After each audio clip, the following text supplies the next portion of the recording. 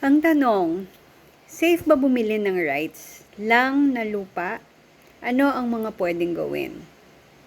Ang mabilis na sagot ay hindi safe. Ang pagbili ng rights lang ay isa sa pinaka-risky na transaction sa lupa sa Pilipinas dahil ang binabayaran mo lang ay ang posisyon o karapatang tumira. Pero ang gobyerno o ibang tao pa rin ang tunay na nagmamay-ari ng lupa. Ito ang mga dapat mo malaman at gawin kung balak mo o nagawa mo na ang bumili ng rights. Number 1. Bakit ito delikado? Ito ang mga risks. Wala kasi siyang titulo. Hindi ka makakakuha ng TCT o Transfer of Certificate of Title sa pangalan mo. Ang tax declaration ay hindi katunayan ng pagmamayari. Number 2, risk yan ng double sale. Pwedeng ibenta ng seller ang rights sa 5 magkakaibang tao at walang paraan ang Registry of Deeds para i-track ito dahil wala siyang titulo. Eviction. Kung ang lupa ay pag-aari ng gobyerno o isang private corporation, pwede kang paalisin anumang oras na walang bayad o disturbance of compensation. Sakit. Bawal sa batas kung ang rights ay sa ancestral domain o CARP lands. Kaya lagi nating sinasabi dito na red flag yon kung ancestral domain o may CARP ang titulo ng lupa.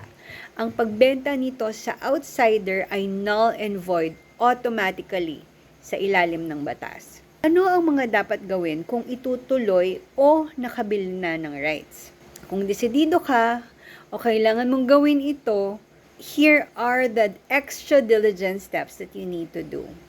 Number 1, i-verify sa DENR kung ang lupa ay alienable o disposable. Kung ito ay forest land o timberland, kahit isang taon ka pa dyan, hindi mo yan mapapatitulohan ever. Certification from NCIP, nasabi na din natin yan, siguraduhin na hindi ito bahagi ng ancestral domain ng mga katutubo. Kung nasa ancestral domain siya, automatically null and void ang transaction. At anytime, lagi kang kakaba-kaba na baka kuhanin niya ng government or paalisin ka dyan, wala kang laban. Check the history. Bakit rights lang ang hawak? Kung ito ay awardee ng gobyerno, halimbawa land reform, i-check kung tapos na ang prohibitory period, kadalasan ay 10 years, bago ito pwedeng ibenta. So kung nakarp naman siya, pwede naman siyang ibenta, pero maghihintay ka ng 10 years. And medyo risky siya kasi actually, very risky siya dahil for the span of 10 years, may mga clients na ang papel ay 2 years old pa lang ang CLOA title nila and gusto na nilang ibenta. Wala kasing guarantee ang bibili na yung 8 years na yon ay hindi magbabago ang usapan o kung mamamatay o wag naman sana hindi natin iniisip, 'di ba? Pero paano kung namatay, madaming papaano kung ganto, papaano kung ganyan. So it's a very very risky transaction that we all want to avoid. So transfer of tax declaration ang next, siguraduhin na ang tax ay malilipat sa pangalan mo sa assessor's office para may record ang gobyerno na ikaw ang nagbabayad ng amilyar. And of course, dapat may physical possession ka, siguraduhin na ikaw ang actual na nakatira o gumagamit ng lupa. Sa rights, ang taong nakapwesto ang may pinakamalakas na laban. Mga dokumentong dapat mong hawakan kung ang rights ay kung bumili ka ng property na rights lang. Deed of assignment or transfer of possessory rights or transfer of rights.